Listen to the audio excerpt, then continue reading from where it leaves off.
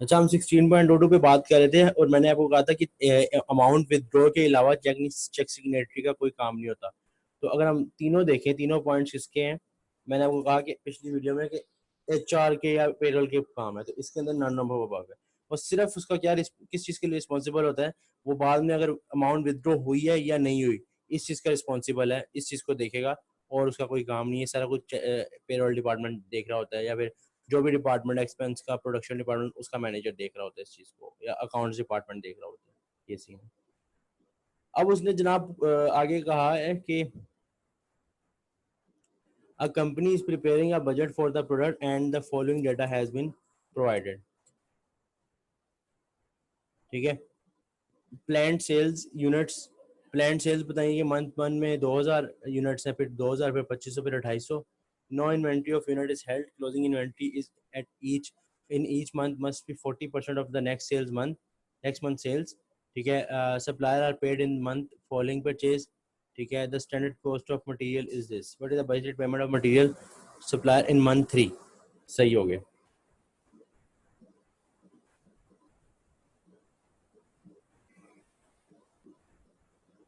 असल में वैसे कैश बजट का कोई सवाल है, पेमेंट की बात कर रहा है। दोबारा पढ़ते हैं। उसने हमने पहली चीज उसने दी सेल्स के, मंथ वन की सेल्स कितनी है? 2000। मंथ टू की सेल कितनी है? यूनिट्स कितने हैं? 2000 सेल यूनिट्स। फिर 2500, मंथ फोर की 2800। वो अभी कह रहा है मंथ थ्री में बजटेड पेमेंट कितनी की जाएगी। बजटेड पेमेंट देने के लिए देखा जाएगा कि पहली चीज तो ये है ना कि आप, उसने कहा कि यहाँ पे अगर हम पॉइंट देखें, suppliers are paid in a month following purchase, मतलब अगर आपने मंथ टू का माल लिया तो इसकी, मंथ वन का माल लिया तो उसकी पैसे कब दोगे? मंथ टू में। उसकी पेमेंट कब करोगे? मंथ टू में। मंथ टू का जो माल लिया उसकी पेमेंट कब करोगे? मंथ थ्री में। दोबारा सुन लो, मंथ टू का जो माल लिया उसकी पेमेंट करोगे मंथ थ्री में, मंथ थ्री का जो माल लिया उसकी पेमेंट करोगे मंथ फोर में। मतलब जो मंथ थ्री है, तीसरा महीना है, उसकी जो पेमेंट है वो भाई उस मंथ थ्री में कौन सी पेमेंट करोगे? मंथ थ्री की करोगे या मंथ टू की? ऑब्वियसली मंथ टू की, क्योंकि मंथ टू की पेमेंट मंथ थ्री में होगी, अगले महीने होनी है। यानी कि मंथ, अगर दूसरे महीने का देखा जाए तो दूसरे महीने 2000 यूनिट्स आए जो मंगवाए हैं, ठीक है ना, सेल्स जो थी। और साथ ही साथ अगर देखिए तो हमने क्लोजिंग इन्वेंट्री भी तो मंगवाई होगी ना साथ, सिर्फ प्लान्ड सेल्ड यूनिट थोड़ी मंगवाए होंगे, क्लोजिंग इन्वेंट्री भी मंगवाई होगी। अब क्लोजिंग इन्वेंट्री के बारे में कह रहा है कि हर मंथ में कितनी मंगवानी है? अगले महीने की जो सेल्स है ना उसका 40%। यानी अगर बात करें मंथ टू के लिए, अगला महीना कौन सा? मंथ थ्री, जिसकी सेल्स है 2500। तो क्लोजिंग इन्वेंट्री कितनी मंगवाई होगी प्लान सेल्स के अलावा? 2500 का 40%। ठीक है। 2500 का 40% हमारे पास 675। एक मिनट,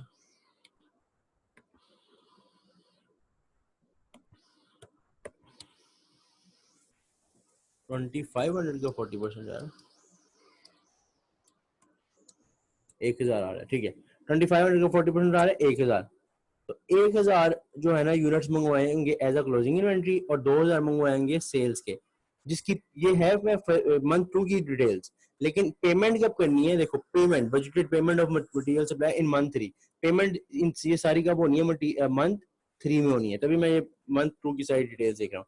टोटल यूनिट्स कितने मंगवाए होंगे मंथ टू में? 3000। एक यूनिट कितने का है? 4 रुपए का। एक यूनिट कितने का है? 4 रुपए का। एक मिनट।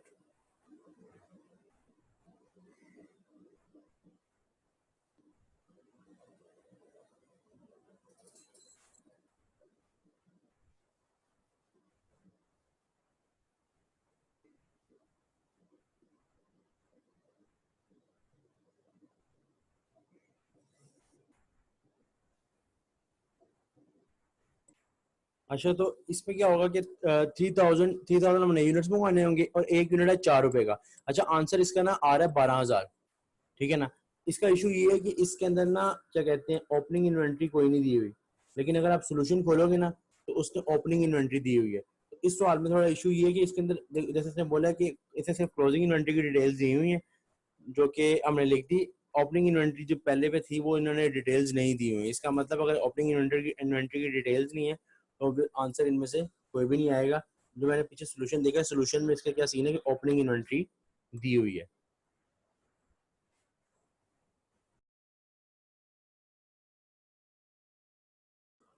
नहीं मेरी बात सुनो, 12,000 माइनस 2,000 क्यों करेंगे, क्योंकि टोटल 3,000 ही हो रहे हैं ना।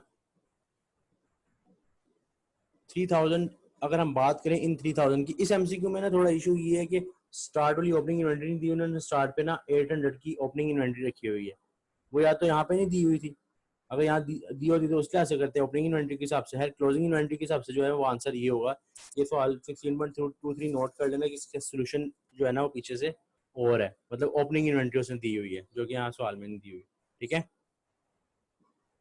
अगर इस तरह का सवाल है वैसे सिंपली तो इसी तरह होना था, अगर वो पीछे ने सोल्यूशन, जिस तरह वो एक MA1 का भी एक था, एक दो सवाल थे हमारे पास लेबर में, हम जो सोल्यूशन में उन्होंने दिया हुआ था डाटा, जो नंबर ऑफ एम्प्लॉइज, और वो तो था ही नहीं। अच्छा, क्लोजिंग इन्वेंट्री की अगर हम बात करें तो उसने बाकी सवाल अगर मैं बताऊं, अगर सिंपली सवाल अगर दोबारा से बताऊं तो सिंपल उसने ये बात की हुई है कि मंथ जो एक मंथ है, जैसे फॉर एग्जांपल मंथ 1 है, उसके उसकी जो सेल्स हैं उस पर जो पैसा देना पड़ेगा, मतलब जितनी आपने सेल की है उस पर जो पैसा देना पड़ेगा वो है क्या कहते हैं मंथ 2 में, मंथ 2 का देना पड़ेगा मंथ 3 में। ठीक है ना, मंथ 2 की अगर बात करें, मंथ 3 का उसने पूछा तो मंथ उसमें जाएगा मंथ 2 का। अब मंथ 2 जो है वो कितने 2,000, जो उसका पैसा मंथ 3 में मिलेगा। तीसरी चीज क्या, अगली चीज क्या है, क्लोजिंग इन्वेंट्री। अब क्लोजिंग इन्वेंट्री में ये है कि अगले महीने का जो सेल्स है उसका 40% हमने रखना है क्लोजिंग इन्वेंट्री पिछले महीने में। अब अगले महीने की सेल है 2,500 जो मंथ 3 है, क्लोजिंग इन्वेंट्री कितनी रखी मंथ 3 का 2,500 जो है ना उसका 40% रखना है मंथ 2 में, तो लेना तो पड़ेगा, माल खरीदना तो पड़ेगा। 2,500 का 40% यानी कि 1,000 यूनिट्स जो है ना मंगवाने पड़ेंगे मंथ 2 में। ठीक है ना, अब टोटल हमारे पास कितने यूनिट हमें मंगवाने पड़ेंगे मंथ 2 में 3,000, और एक यूनिट है 4 का तो 12,000 उसके पास होगा। ठीक है, अगले पर चलते हैं। 16.23 क्वेश्चन और सोल्यूशन के हिसाब से थोड़ा डिफरेंट है, तो इस पे ज़्यादा अगर समझ नहीं आ रही ज़्यादा खपने की जरूरत नहीं है क्योंकि इसके अंदर सारा डाटा ठीक नहीं है। अच्छा, 16.24 में क्या है, वो कह रहा है a company projected revenue for 2006 is 342,000। ठीक है ना, वो कह रहा है 342,000 जो है ना प्रोजेक्टेड रेवेन्यू है। It is forecast that 20% of revenue will occur in the January and rest will 20% revenue will occur in January and rest will be equally spread among the remaining 11 months. All sales are on credit. Payment is expected to be as received.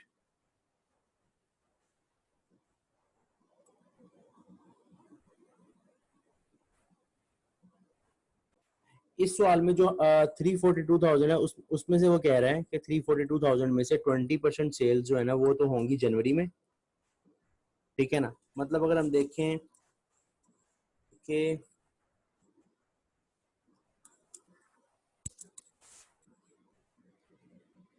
342 का ले 20%, 342,000 का 20%, 68,400, ये तो भाई हो जाएगी जनवरी में। अब इसमें से ये माइनस करें, बकाया कितना रह जाता है, जो बकाया सेल्स कितनी रह जाती है वो देखते हैं। 342,000 माइनस 68,400, बाकी रहते 273,600, 273,600 जो बाकी 11 मंथ्स पे एक्रू करना है, मतलब इक्वली सब में हुई है। 24872 24872.727 मतलब पहले जनवरी में 68,400 है, उससे बाकी जो रह गई ना सेल 342 में से बाकी हिस्सा वो सारा इक्वली डिस्ट्रीब्यूट करना है बकाया 11 मंथ्स में। सेल्स कुछ इस तरह है। ठीक है ना, अभी वो क्या पूछ रहा है, पूरे सवाल में सिर्फ ये बताया उसने, और सेल्स, अब दूसरी बात क्या बताइए, सेल्स क्रेडिट पर है। अब सीन क्या है कि आगे उसने पेमेंट मेथड बताया कि पेमेंट किस होगी, कह रहे 50% received in the month of sale. ठीक है, 45% received in the month of following month. ठीक है, रिसीव्ड इन द फॉलोइंग 45% जो सेल्स हैं वो कब, उसके 45% कैश कब रिसीव होगा, अगले महीने में। 5% not received and return of as a bad debt after 2 months, 5% तो रिसीव ही नहीं होगा। ठीक है, वो कह रहा है मार्च में कितने पैसे रिसीव होंगे, मार्च में। तो मार्च के हिसाब से अगर हम देखें तो पहली चीज तो देखेंगे कि मार्च में ना मार्च के अपने पैसे रिसीव होंगे कितने 50%। अब मार्च के कितने पैसे हैं,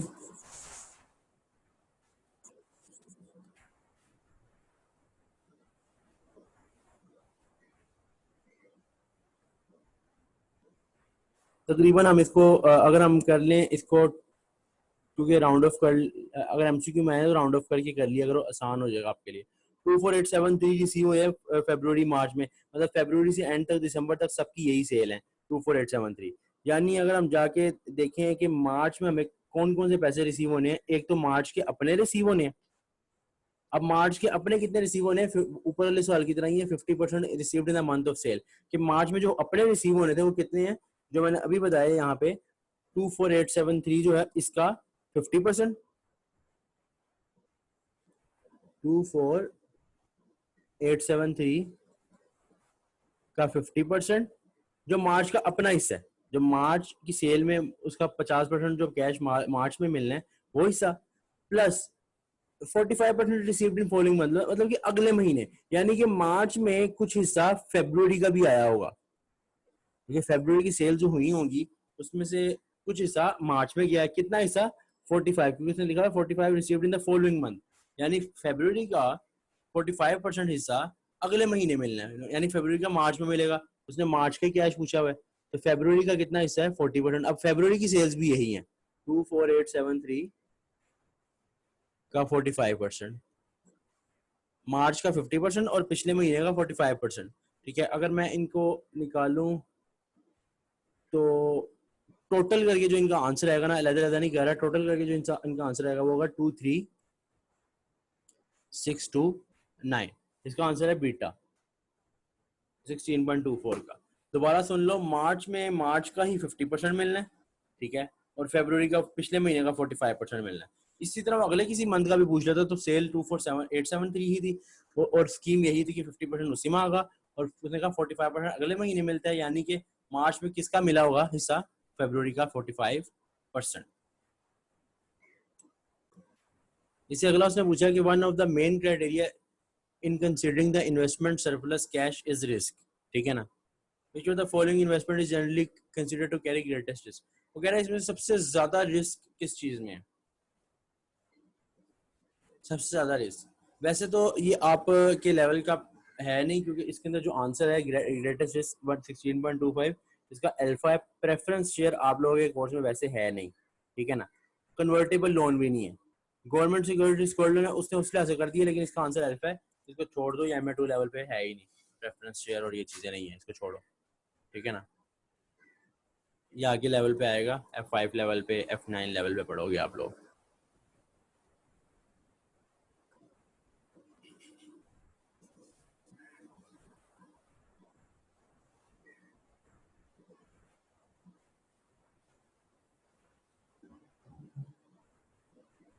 ये 16.26 अभी छोड़ो, ये भी नहीं करना।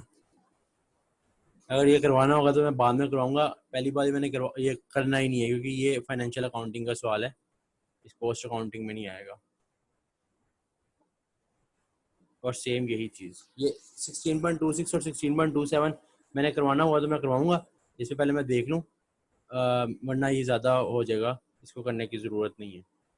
एक मिनट ज़रा। अच्छा, कैप्टन के कुछ सवाल है बीपीपी में, बेसिकली एक चैप्टर के अंदर इसने कुछ कुछ एमसीक्यूज दिए हैं, लेकिन यहाँ पे इसने प्रॉपर मतलब उसने एमसीक्यूज दिए हुए हैं ज़्यादा। ये करते हैं स्टार्ट।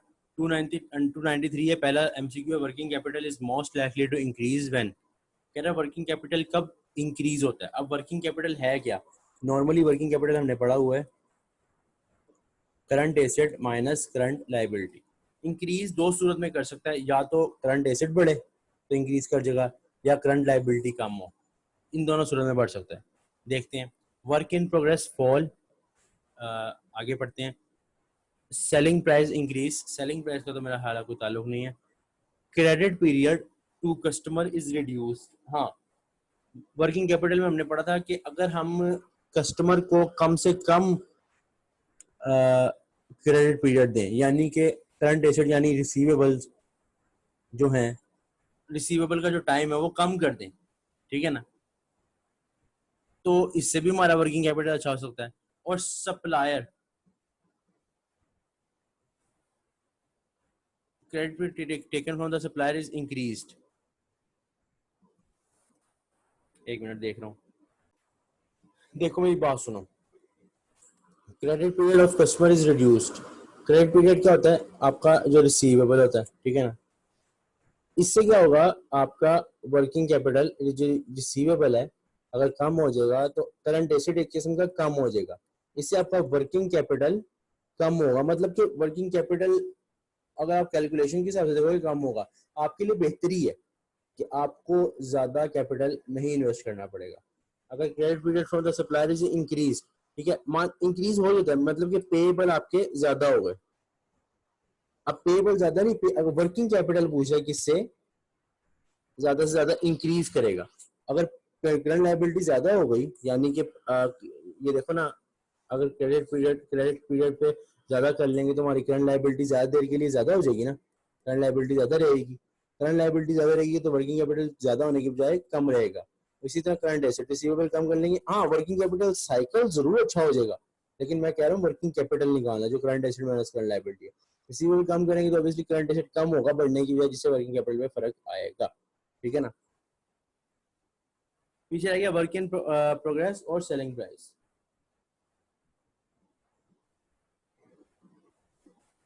अब देखो यार मेरी बात सुनो, यहाँ पे ना ये बड़ा टेक्निकल सा है। देखो वर्क इन प्रोग्रेस का ताल्लुक नहीं है, क्योंकि वर्क इन प्रोग्रेस क्या होता है कि जब आप माल बना रहे हो तो उसका तो रिसीवेबल और पेबल से ताल्लुक नहीं है। सेलिंग प्राइस अगर हम इंक्रीज करते हैं, फॉर एग्जांपल एक चीज हम 10 की बेच रहे थे, ठीक है, हमने 10 की बेच दी क्रेडिट पर, हमने करंट एसेट में क्या लिखा होगा कि हमें 10 रुपए मिलने हैं। करंट एसेट में क्या लिखा होगा, हमें 10 रुपए मिलने हैं। अगर हम अपनी सेलिंग प्राइस ज्यादा कर देते हैं, वही चीज जो 10 की है अब वो हम 15 की बेच रहे हैं, अब हम वर्किंग कैपिटल में करंट एसेट में क्या रिसीवेबल के तौर पे लिखेंगे, 10 लिखेंगे 15 लिखेंगे। तो इससे क्या होगा, सेलिंग प्राइस इंक्रीज करने से ऑब्वियसली कस्टमर आपसे चीज लेगा, आपकी सेलिंग प्राइस ज्यादा है, इसका मतलब आपको रिसीवेबल ज्यादा है, रिसीवेबल ज्यादा है तो करंट एसेट, रिसीवेबल है ही करंट एसेट, वो भी ज्यादा है, तो इसका आंसर क्या होगा, सेलिंग प्राइस इंक्रीजेस। बाकी जो है वो वर्किंग कैपिटल को जरूर सही कर रहे हैं, लेकिन करंट एसेट की कैलकुलेशन जो है ना उसको वो कम कर रहे हैं, ना कि ज्यादा कर रहे हैं, ठीक है। तो सेलिंग प्राइस इंक्रीज करने से आपका वर्किंग कैपिटल ज्यादा होगा, इसका आंसर बीटा है। अगले में कह रहा है which of the following would not satisfy our definition of cash, कि इसमें से कौन सी कैश की डेफिनेशन नहीं है। Current accounts and short term deposits के बारे में मैं बोला था, ये कैश होते हैं, ठीक है ना। Bank overdraft and short term loans में भी बोला था कि ये होते हैं, क्योंकि शॉर्ट टर्म है और बैंक ओवरड्राफ्ट भी। फॉरेन करेंसी आपके पास अगर पड़ी हुई है जो कि जल्दी कैश में कन्वर्ट हो सकती है, करेंसी में कन्वर्ट हो सकती है, ये भी बोला था। ऐसी कोई भी चीज जो बहुत जल्द कन्वर्ट हो सके उसको भी कोई भी कैश में कंसीडर होता है। Long term borrowing, long term borrowing के बारे में मैंने कहा था लॉन्ग टर्म कोई भी चीज कैश का पार्ट नहीं बन सकती, तो इसका आंसर है डेल्टा। हमने जब स्टार्ट किया था कैश पढ़ना तो डेफिनेशन में ही हमने ये पढ़ा था। 295 में है which of the following is a capital payment, कह रहा है इसमें से कौन सा कैपिटल पेमेंट है। Payment of salaries to director, director को जो आप दोगे सैलरीज वो तो आप हर महीने देते होगे, तो वो तो रेवेन्यू एक्सपेंडिचर है, रेवेन्यू पेमेंट है, मतलब कि एक्सपेंस है normal. Payment of interest on loan, interest on loan भी आप आई रोज देते हो। कैपिटल क्या होता है, जो आपका बड़ा खर्चा होता है जो आई रोज नहीं होता, लेकिन इंटरेस्ट ऑन लोन आप आई रोज दे रहे होते, पैसे पेमेंट कर रहे होते, ये भी कैपिटल नहीं है। परचेज ऑफ मोटरसाइकिल, बिल्कुल मोटरसाइकिल आप आई रोज नहीं देते, मोटरसाइकिल आपका नॉन करंट एसेट है, कैपिटल एक्सपेंडिचर है और इसकी पेमेंट भी कैपिटल पेमेंट होगी। Money raise for new share issue, देखो आप पैसा रेज कर रहे हो न्यू शेयर इशू की, एक कैपिटल पेमेंट नहीं है, ठीक है। आप जो पैसा बढ़ा रहे हो ये मनी रेज्ड है फ्रॉम, अगर आप शेयर इशू करते हो तो आपको पेमेंट नहीं आती, आपको रिसीट होती है, और पेमेंट नहीं करते आप जब शेयर इशू करते हो। मैंने पेमेंट का पूछा तो डी तो ऐसी पेमेंट नहीं है, पहली 3 पेमेंट्स थी, लेकिन इसमें से ए और बी रेवेन्यू पेमेंट्स है और सी जो है वो कैपिटल पेमेंट है, जो आय रोज खर्चे नहीं होते, बड़े खर्चे की बात कर रहा हूँ। 295 का सी है।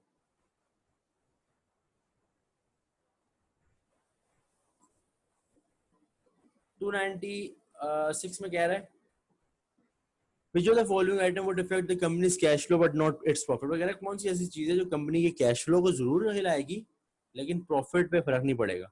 पहला payment of salaries to director, salaries तो मेरा ख्याल है कैश पे भी जाएगा और प्रॉफिट पे भी जाएगा, क्योंकि सैलरीज में आप कैश भी दे रहे हो और एक्सपेंस भी लिख रहे हो। Payment of interest on loan में भी कैश भी जाएगा और वो भी होगा, दोनों पे फर्क पड़ेगा। हमें कौन सा बताना है, सिर्फ कैश फ्लो पे जो फर्क पड़े। Depreciation of motor vehicle, depreciation of motor vehicle से प्रॉफिट पे फर्क पड़ेगा, कैश फ्लो पे नहीं पड़ेगा, उल्टा हो गया। वो कह रहा है ऐसी चीज बताओ जिसपे कैश पे फर्क पड़े, प्रॉफिट पे ना पड़े। Money raise from new share issue, हाँ जब आपको पैसा मिलता है ना शेयर इशू करने से, अब आपने शेयर इशू कर दिया, शेयर को जब आपने इशू किया उसके बदले आपको क्या आया, पैसा। शेयर के बदले आपको क्या आया, पैसा।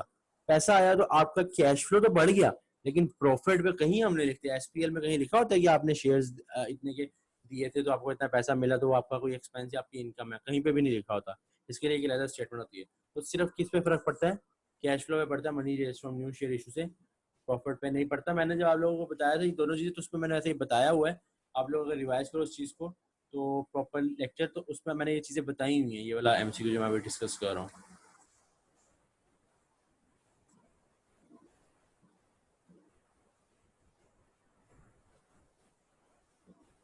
टू